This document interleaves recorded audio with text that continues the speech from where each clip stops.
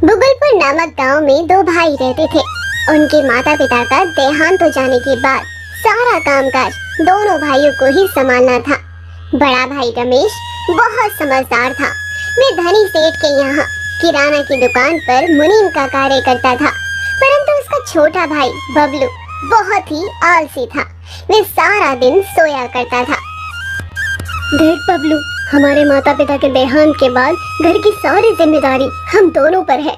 जब तक हमारे माता पिता थे तब तक मैंने तुम्हें एक भी कार्य करने को नहीं कहा, परंतु अब तुम्हें हमारा कार्य संभालना चाहिए।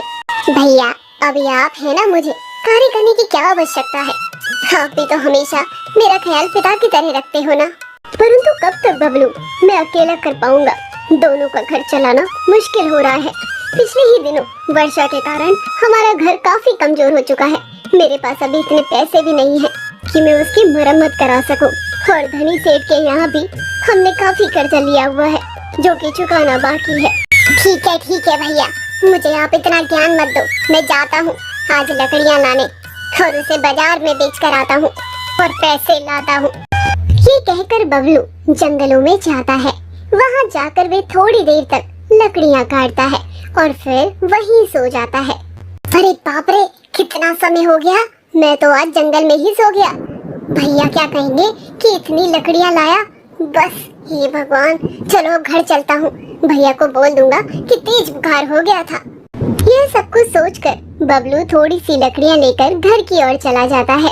अरे बबलू, तू जंगलों की तरफ तो सुबह सुबह गया था, लेकिन शाम होने तक इतनी सी लकड़ियाँ लेकर आया है। कहीं वहाँ जाकर सो तो नहीं गया था।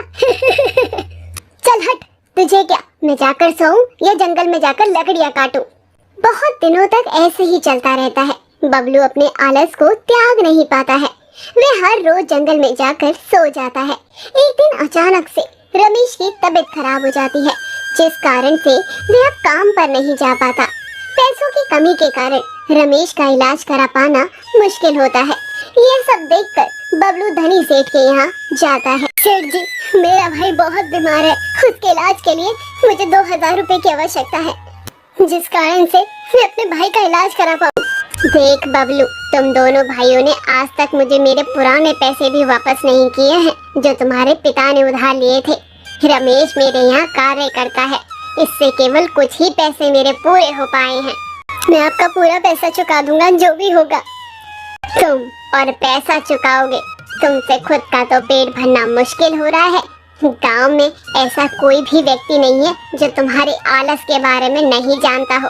तुम क्या मेरा ऋण चुकाओगे?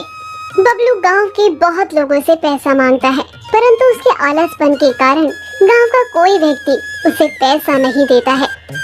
भैया ठीक कहते हैं कि मुझे अब मेहनत से ही कार्य करना चाहिए। बबलू जमींदार से काम मांगने जाता है। जमींदार जी, आप मुझे काम पर रख लो, मुझे काम की आवश्यकता है। ये क्या सुन रहा हूँ मैं, तुम्हें और काम की आवश्यकता? आज तक मैंने तुम्हें कार्य करते हुए कभी नहीं देखा। तुम तो बहुत निठल्ले और आलसी हो। नहीं जी, अब मैं मेहनत और लगन से काम करना चाहता हूँ।